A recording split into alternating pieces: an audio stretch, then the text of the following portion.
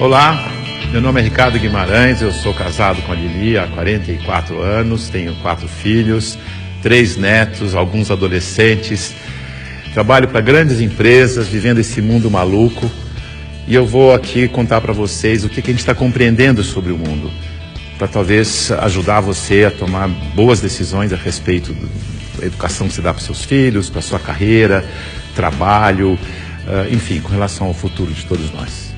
Olha isso aqui. Esse desenho, ele significa o que está acontecendo com o mundo. Parece um cardiograma, mas não é um cardiograma.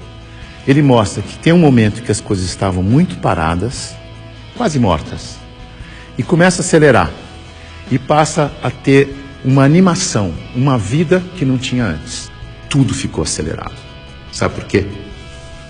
Por causa da tecnologia de informação e comunicação.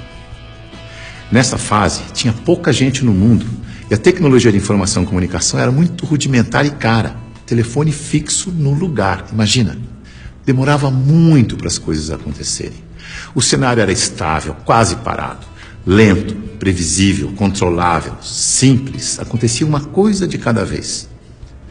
Nessa fase, criamos instituições com hierarquias poderosas que controlavam o mundo. E nós nos sentíamos muito seguros, porque tudo permanecia igual por muito tempo. O indivíduo se submetia ao grupo, abria a mão da sua individualidade, aprendia a regra do jogo e a vida seguia em frente.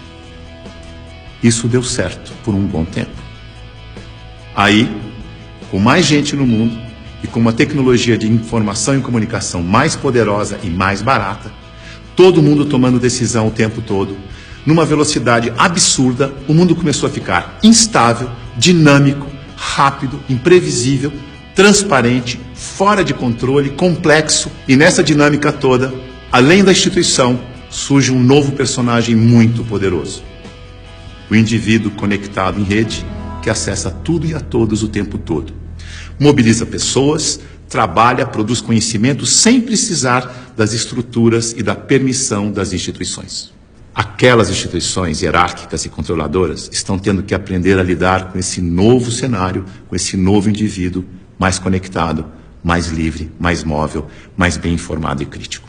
O mundo mudou tanto que pessoas de muito sucesso naquele cenário estão tendo muita dificuldade para manter seus negócios e empregos nos dias de hoje.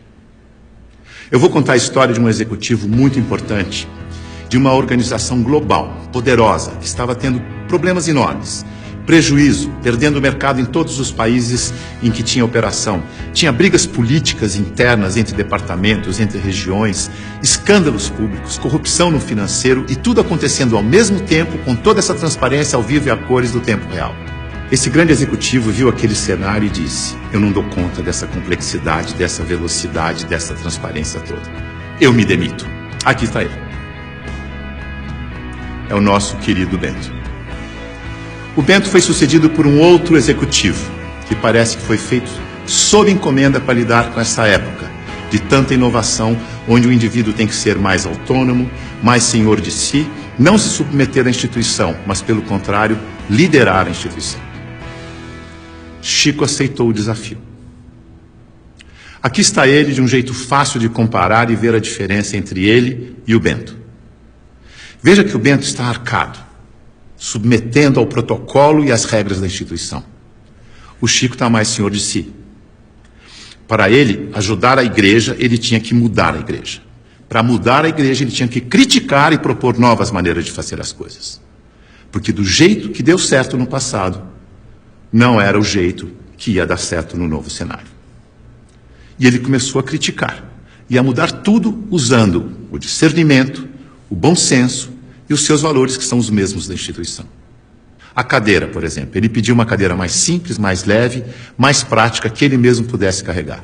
A roupa, uma roupa que fosse fácil de vestir, leve, simples e confortável. O discurso, ele não queria que alguém escrevesse o discurso para ele. Ele mesmo ia fazer o discurso com as palavras dele. E para ele estar sempre atualizado e poder falar à vontade, ele não ia ficar isolado no Palácio do Vaticano, num quarto de 300 metros quadrados. Escolheu morar no Palácio Santa Marta, num quarto de 30 metros quadrados, junto com os outros 400 padres e bispos que viajavam pelo mundo, e ele ia almoçar com esses padres e bispos para poder conversar, trocar ideias e saber o que estava acontecendo no mundo. Mandou tirar o vidro do Papa Móvel para poder falar com o povo. Mudou a política de investimentos do Vaticano para ficar de acordo com as crenças da Igreja. Isto é, investir em empresas que prezam os valores cristãos, porque se a política de investimento não estiver de acordo com as crenças da Igreja, como é que ele ia ter credibilidade quando ele fosse vender a fé da sua Igreja? Veja que ele está colocando em prática o seu discernimento para mudar tudo na instituição, da cadeira aos investimentos. Ele busca simplicidade, praticidade, economia, agilidade, leveza e consistência. O Chico é um bom exemplo de sucesso neste novo cenário. A mudança é tão grande que os historiadores dizem que está terminando a sociedade industrial e está começando a sociedade do conhecimento, a sociedade em rede, a sociedade do indivíduo conectado em rede. É uma época de transição e nós estamos aqui, exatamente no meio dessa transição. Veja o que está acontecendo. Neste ambiente estático, estável, a boa empresa funcionava como um relógio, uma engrenagem sem vida, isolada do ambiente, tic-tac, tic-tac, tic-tac, onde o empregado era uma peça da engrenagem. O futuro era igual ao passado. Na medida em que o ambiente foi ficando mais mutante, mais veloz, novidade a toda hora, imprevisível, a empresa tem que se atualizar, aprender e evoluir o tempo todo para não desaparecer. Não é mais conservar, mas é adaptar-se, aprender, evoluir. Não pode ser um relógio que se repete eternamente igual, mas um sistema vivo, aberto, interativo, que aprende e evolui sem parar. E as pessoas não podem ser peças de engrenagem que se repetem sem pensar. Tem que ser células vivas, sensíveis, críticas, interativas, que trocam ideias, sugerem soluções, como o Chico. A boa notícia é que a gente sabe gerenciar muito bem os sistemas vivos. Sabe por quê? Porque nós somos sistemas vivos. Somos feitos de sistemas. Sistema respiratório, sistema endócrino, sistema ósseo, sistema digestivo. Sistema é um conjunto de elementos que trabalham de forma interdependente com um propósito comum. Como o nosso corpo. O ponto mais importante para a saúde do nosso corpo é a interdependência. Veja no seu próprio corpo. Nossos órgãos trabalham de forma interdependente, sempre em busca do equilíbrio do corpo. Esse é o propósito. Se um órgão declara independência, e isso se chama câncer, o corpo entra em colapso. A integração entre os órgãos desaparece. A energia do corpo se esvai, não consegue mais interagir com o ambiente, nem reagir aos estímulos. Como sistema aberto, ele vai sucumbir ao cenário. Então, se você quer trabalhar numa empresa de sucesso neste cenário, ajude a funcionar como um sistema vivo aberto. Você sabe, porque você é um sistema vivo aberto. Mas aqui vão algumas dicas para ajudar. Use o seu discernimento, seu bom senso e intuição. Confie em você. Promova a integração e a interação, onde você estiver. Seja sensível a informações relevantes para aperfeiçoar seu trabalho e a empresa. E o mais importante de tudo, reconheça que a realidade é interdependente. E por isso precisa da participação de cada um e de todos para resolver os seus problemas. Lembre-se, a boa gestão da interdependência garante a boa saúde do seu corpo e da corporação. Mais uma dica, não deixe as pessoas confundirem autonomia com independência. Autonomia significa que você tem consciência de que faz parte de um todo maior e por isso você pode falar pelo todo. Por isso pode ocupar cargos de responsabilidade na hierarquia. Independência é quando você não se reconhece como parte do todo e olha só para a sua parte, colocando o todo do sistema em risco de colapso. Independência ou morte deu certo no século passado.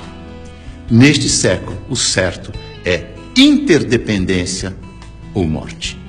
Veja a evolução das relações na empresa e no mercado. No começo, a hierarquia era absoluta. Poucos mandavam e todos obedeciam como crianças obedientes. Não tinha concorrente, mas precisava de canal para vender. Depois, a empresa cresce, a hierarquia permanece, mas as áreas passam a ter seus chefes. As crianças ficaram jovens e, como jovens, andam em tribos. Nós versus eles. As áreas competem o tempo todo porque precisam se afirmar como jovens. Essa é a fase da independência ou morte. No mercado, o concorrente aparece e obriga a empresa a olhar para o consumidor. Hoje a competição continua, mas vai ter que conviver com a cooperação para sobreviver nesse mundo mais veloz e mutante, em que a interdependência fica cada vez mais importante. Temos que amadurecer como indivíduos e olhar para o nosso interesse pessoal e do todo ao mesmo tempo. O Papa Chico, quando falou do meio ambiente na sua encíclica, ele não falou com os cristãos apenas. Ele falou com todos que vivem neste planeta, que ele chamou de a nossa casa. É isso aí. É nós, junto e misturado. Essa é a real. Esse é o futuro, com as pessoas mais valorizadas, mais bem informadas e fazendo melhores escolhas para suas vidas.